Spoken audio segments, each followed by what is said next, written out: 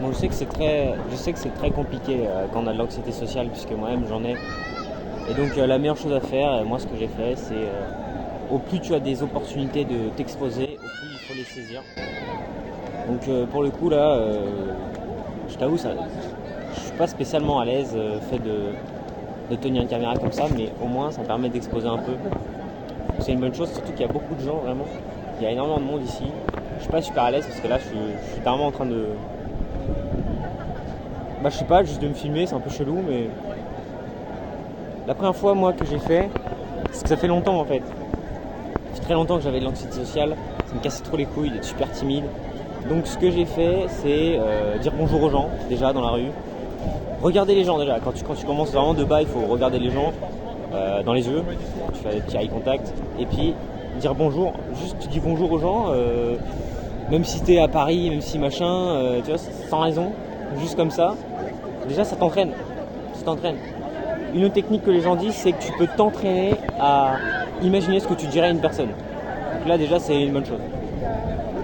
Ok, après il y avait dire bonjour, il y a imposer son avis. Si t'es pas d'accord que quelqu'un fasse quelque chose, bon tu dis non mais j'ai pas envie que tu fasses ça.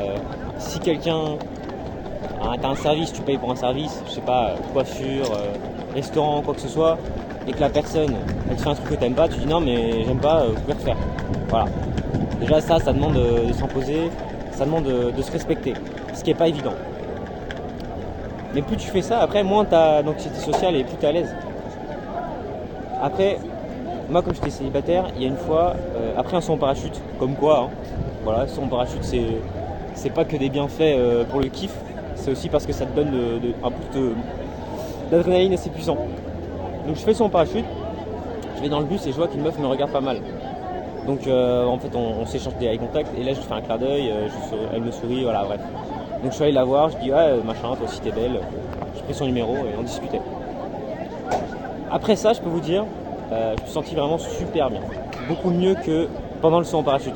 C'est fou, mais quand t'as l'anxiété sociale, des fois la peur, juste, elle devient tellement intériorisée mais tellement douloureuse que c'est plus simple de s'enfermer dedans et de souffrir comme une merde. En fait tu te rends compte que dès que tu la surpasses, la peur en fait c'est pas grand chose et t'es content, t'es fier de toi.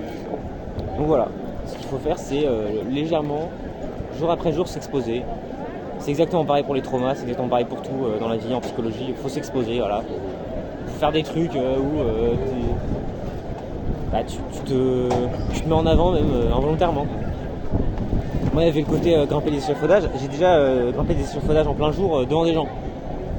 Bah, ça évidemment, cette anxiété sociale, ça finit par partir au bout d'un moment, hein, parce que voilà, tout le monde te regarde, tout le monde te filme. En fait t'as pas le choix. Parce que si c'est ce que tu as envie de faire, t'as pas le choix. Là je vous dis, j'ai hésité à faire cette vidéo juste parce qu'il y a beaucoup de gens. J'ai hésité à faire cette vidéo parce que j'ai encore l'anxiété sociale, j'ai encore de la peur. Je me dis ouais mais là j'attire l'attention, les gens vont se dire c'est quoi ce bordel, mais j'en ai rien à foutre en fait. Maintenant j'en ai plus rien à foutre. Je sais que je suis capable d'aborder quelqu'un dans la rue pour me demander machin. C'est bon. Autre truc aussi, si jamais vous voyez quelqu'un qui parle de quelque chose qui vous intéresse, là je vous parle pas de section mais juste faire des potes quoi. Faut y aller, hein. J'ai un exemple. L'autre fois j'étais dans le bus et il y a un gars qui parle de combat. Donc je me dis, oh tiens c'est quoi? Donc je lui ai demandé simplement. Je lui ai dit excuse-moi quand tu parles de combat c'est quoi? Tu fais des sports de combat, tu fais de la compétition? Il m'a dit non, mais je fais du taekwondo. Voilà, c'était sympa de discuter.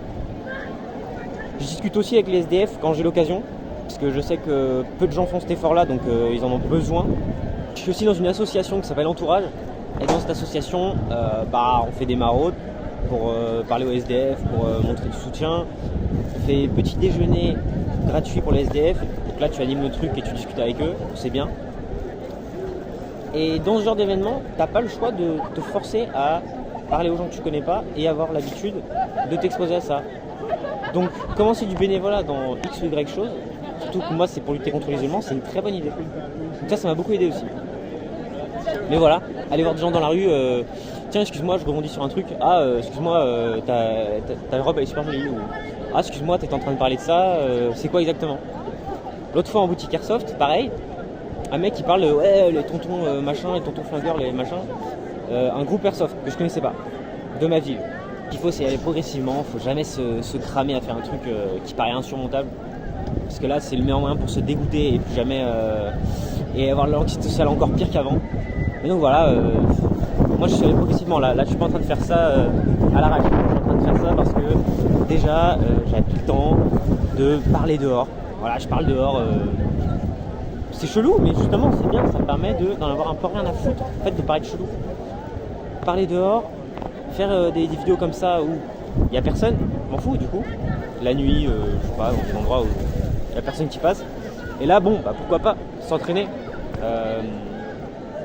Et encore, c'est pas grand chose. C'est vraiment pas grand chose ça. Il y a des gens qui font des choses beaucoup plus engageantes au niveau de l'anxiété sociale. Et c'est très bien. Et chacun y va à son rythme. Donc faut pas se comparer. Faut pas trop se rabaisser sur ces merdes. Mais je suis d'accord, c'est hyper casse-couille l'anxiété sociale. Moi je déteste. Donc voilà. C'était ça le but de la vidéo. C'est vous montrer. Il faut, voilà. Faut s'exposer. Même si t'as pas envie. Faut le faire, sinon tu restes avec ton anxiété toute ta vie. Un schéma comportemental, ça se bat pour survivre. Ton schéma de l'anxiété, ton schéma d'avoir peur du rejet, peur de machin, il va se battre pour survivre. Il va toujours trouver un moyen de persister. Parce que si tu l'as intériorisé, c'est qu'à un moment donné de ta vie, il a été utile. Et ton corps, il n'a pas envie de changer des trucs inutilement parce que ça lui demande de l'énergie.